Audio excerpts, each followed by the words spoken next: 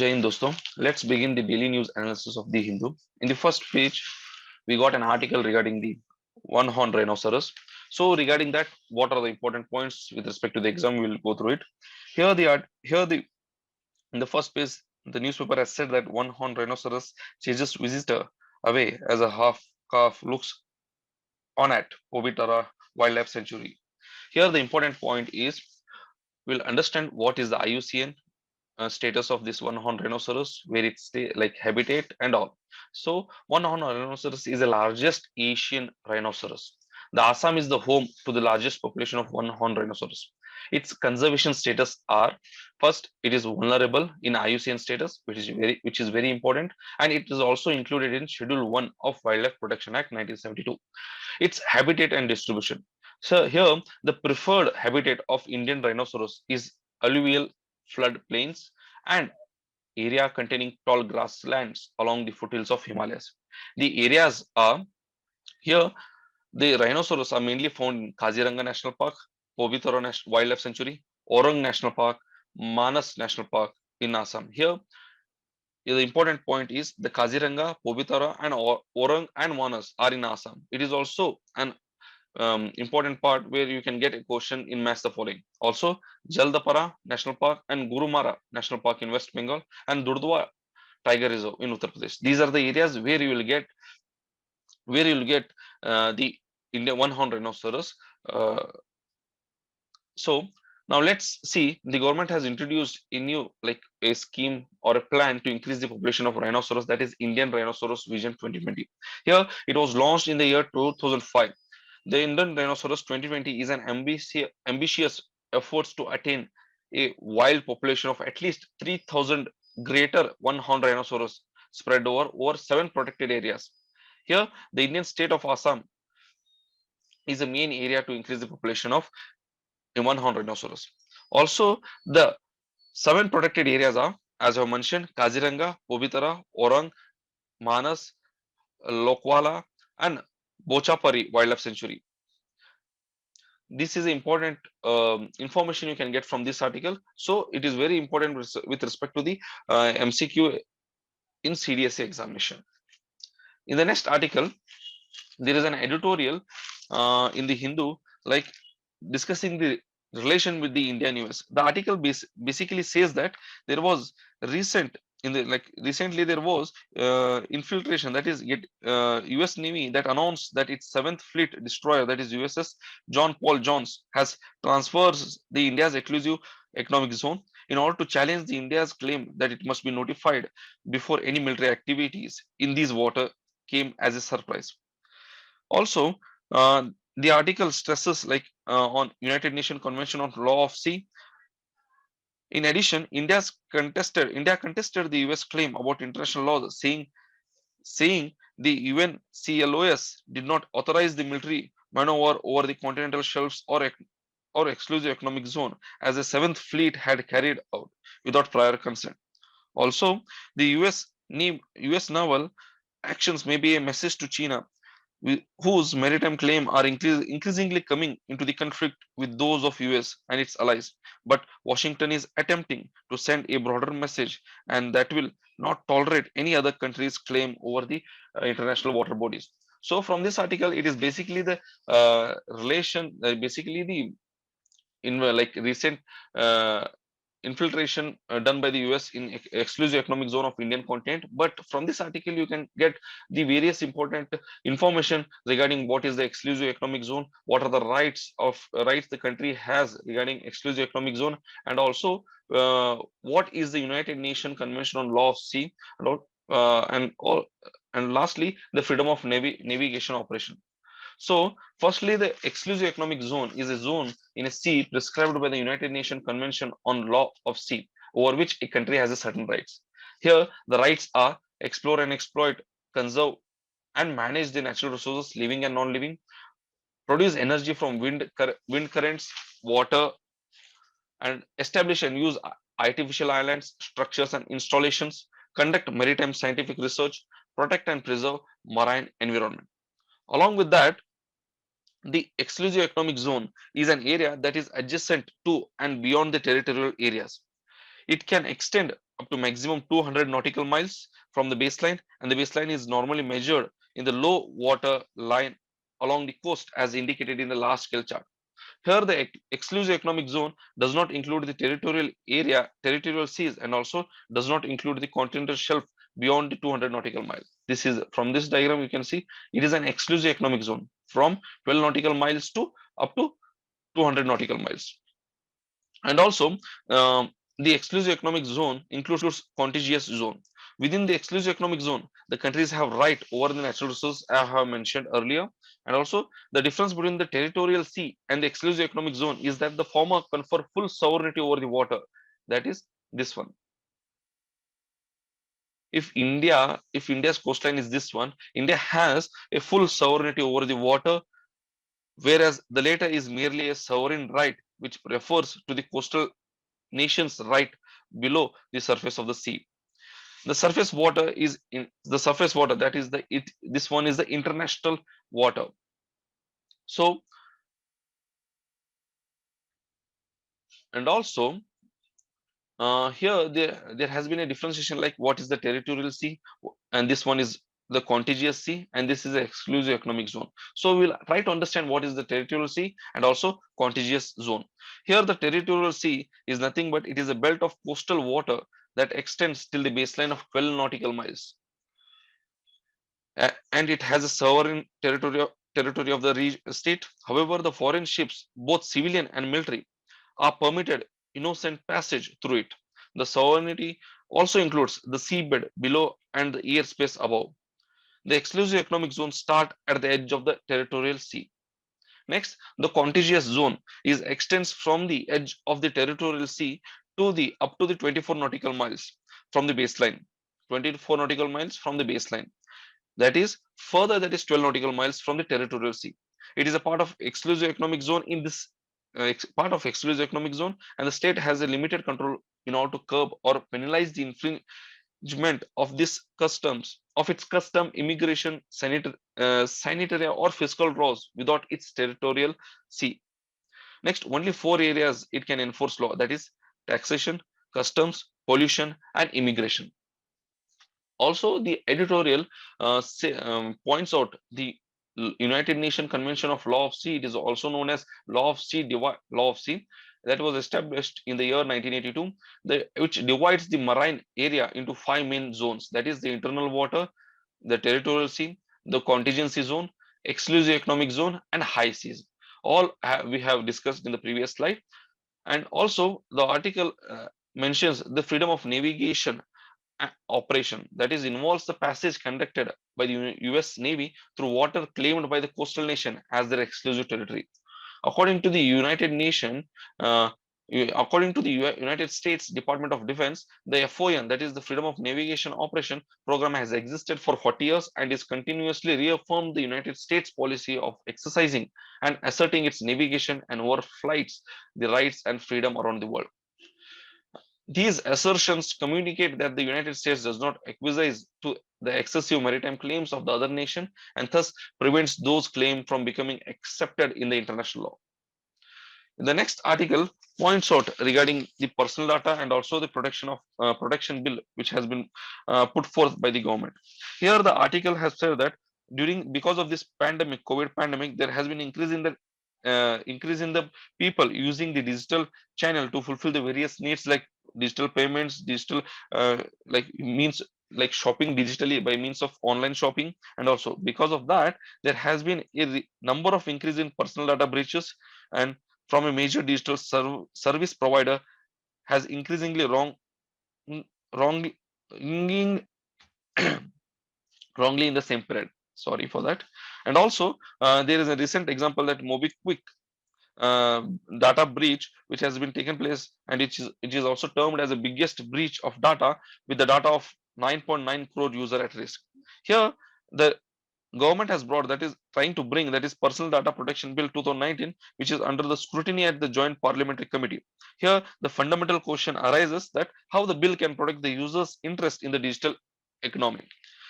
The personal data in India is mainly governed by the currently it is mainly governed by the Information Technology Act 2000 and various other sectoral regulations.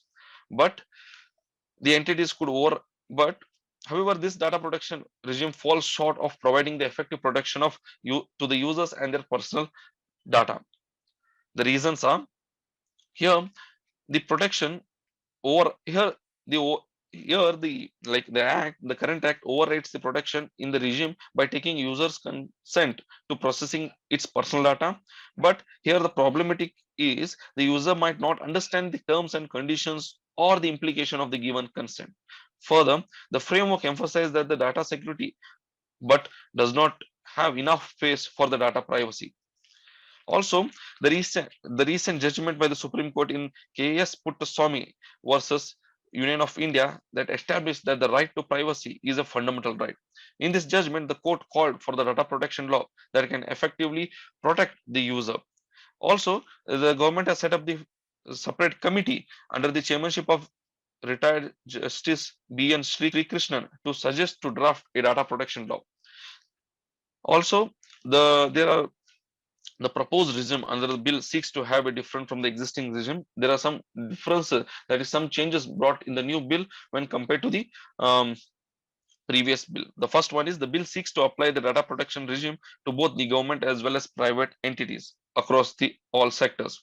As previously, the government has an autonomy over the data protection and it can um, have an access over the data over the user consent. Also, the second year, the bill seeks to emphasize the data security and data privacy, where it which while entities will have to maintain the safety safeguards to protect the personal data. Also, the third one, here the bill seeks to give us bill seeks to give the user a set of rights over the personal data, means to exercise those rights. For instance, the user will be able to obtain the information about the different kind of personal data that the entities has about them and how the entities is processing that data. And the fourth one, the bill seeks to create an independent and powerful regulatory known as Data Protection Authority. DPA will be monitoring and regulating the data protection processing activities to ensure their compliances. Here the DPA will give us here the DPA will give a user a channel to seek redress where the entities do not comply with their obligation under the regime. Also, from this bill, there are several provisions in the bill which creates a causes for cause of concern. The first and the foremost is there is a wide exemption to the government agencies and dilution over the data protection. And also, specifically under clause 35, the central government can exempt any government agencies from complying with the bill. The government agencies will then be able to process the personal data without following any safeguard under the bill. Similarly, the user could find it difficult to enforce the various user protection safeguard in the bill. For instance, the bill threatens the legal consequence for the user who withdraw their consent for the data processing. So the government has to take time and discuss with the experts and also with the multiple also by framing multiple committees and bring up with the bill and act which can be like effective, efficient in data production, and it has to be mainly the user friendly.